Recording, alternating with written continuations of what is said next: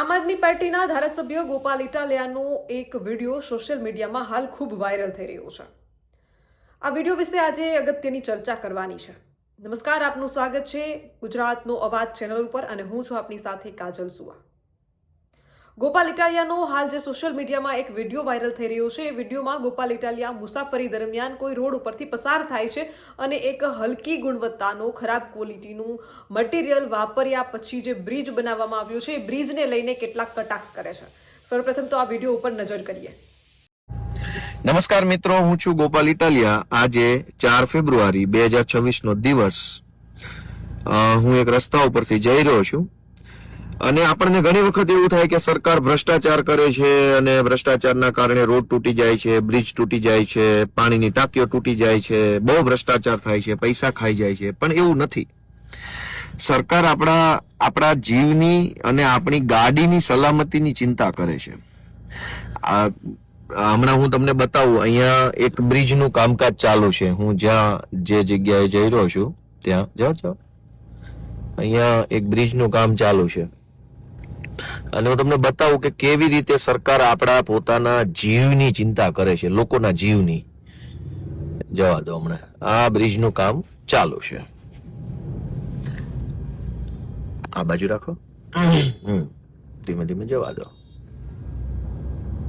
હવે સરકાર જે છે એ એવું ઈચ્છે છે કે લોકોનો જીવ બચવો જોઈએ અને એના માટે થઈ અને સરકારે જે કાંઈ પણ પ્રયત્નો કરવા જોઈએ એ પ્રયત્નો પૂરેપૂરા દિલથી કરે છે કે ભાઈ લોકોની ગાડી જો ભટકાઈ જાય તો ગાડીને કંઈ થવું ન જોઈએ। બ્રિજ ભલે તૂટી જાય એનું કોઈ ચિંતા નથી, પણ ગાડી ધીમે રાખજો। હવે ગાડીને કંઈ થવું ના જોઈએ, થોડીક જવા દો।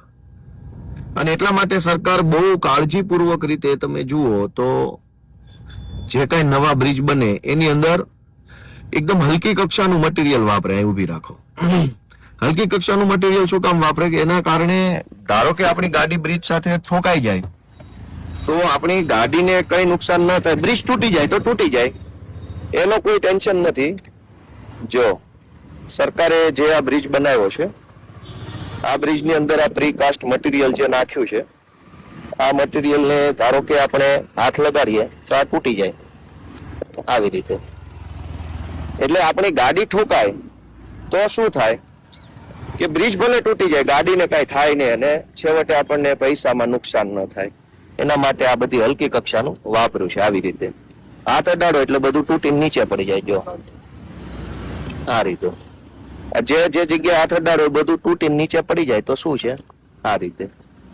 એટલે શું છે કે આપણી ગાડીને કઈ તકલીફ ન થાય। બ્રિજ તો ભલે તૂટી જાય, જ્યાં હાથ અડાડો એ બધું જ તૂટીને નીચે પડી જાય અને આપણી ગાડીને લો આ તૂટી ગયું। આ રીતનું આખું બધું ચાલે છે કામકાજ। કા ભાઈ આ બધું છે, બધું ગાડી તૂટે નહીં એવું। તો આ રીતે આવું હલકી કક્ષાનું મટીરિયલ વાપરે અને આપણી ગાડીને કઈ ન થાય એના માટે થઈને સરકાર શું છે મજામાં? તમે કેમ એટલા બધા ચિંતામાં આવી ગયા? કોન્ટ્રાક્ટરની ચિંતા તમે માથે લઈને ના ફરો મારા વાલા। જો આ બધું આ તૂટી જાય એવું છે, જ્યાં હાથ અડાડો એ બ્રિજ આખો તૂટી જાય એમ છે। અહીંયા પણ તમે જોશો તો આ રીતે આ બધું તૂટી જાય છે બધું। અને હલકી કક્ષાનું મટીરિયલ એટલે વાપરે કે આપણી ગાડી અહીંયા ઠોકાઈ જાય તો ક્યાંય પણ આપણને ગાડીને નુકસાન ન થાય। અહીંયા તમે જોઈ શકો છો આ હલકી કક્ષાનું છે, હાથ અડાડવાથી તૂટી જાય। તો આ રીતે હાથ અડાડો ત્યાં તૂટી જાય એવું હલકું મટીરિયલ આપણી પોતાની ગાડીની સલામતી માટે। ધારો કે આ મટીરિયલ બહુ મજબૂત વાપર્યું હોય અને ગાડી ભટકાય તો એવું બની શકે કે આ બ્રિજ બને છે નવો, આ બધું ચાલુ છે અને આની અંદર જ એટલું હલકું મટીરિયલ વાપરવામાં આવી રહ્યું છે કે આપણી ગાડી ભટકાય, ગાડીની કોઈ ટલ્લો લાગે તો ગાડીને કોઈ નુકસાન ન થાય એના માટે પૂરતી કાળજી આપણી ભાજપની સરકારે લીધી છે। તમે જોશો તો અહીંયા આ હલકી કક્ષાનું આ બધું જ બનાવેલ। જવા દો ભાઈ, જવા દો। આ હલકી કક્ષાનું બધું બનાવ્યું છે અહીંયા। અને હલકી કક્ષા એટલે એવું નહીં માનવાનું કે આ ભ્રષ્ટાચાર છે કે અહીંયા પૈસા ખવાઈ ગયા છે કે એવું કશું નથી। માત્ર ને માત્ર જોરથી ગાડી ભટકાય અને ધારો કે બ્રિજનું મટીરિયલ મજબૂત હોય તો આપણી ગાડીને નુકસાન થાય, માણસને નુકસાન થાય, પણ મટીરિયલ હલકું હોય તો બ્રિજને નુકસાન થાય. બ્રિજ તો સરકાર બીજી વખત પૈસા ખર્ચીને કરોડો રૂપિયા બનાવી નાખે, પણ આપણે તો ગરીબ માણસો છીએ, આપણે ક્યાં બીજી વખત આપણી ગાડી લઈ શકવાના હતા. એટલે આપણી ગાડીની સલામતી માટે થઈને સરકારે આવું હલકું મટીરિયલ વાપર્યું છે, એ બદલ હું ભાજપની સરકારને શુભેચ્છા. તમે જોયું કે ગોપાલ ઇટાલિયા પોતાની મુસાફરી દરમિયાન એક બ્રિજને જોવે છે અને એમની ખરાબ ક્વોલિટીના મટીરિયલ વાપર્યા બાદ એ બ્રિજની શું હાલત છે તે બતાવે છે.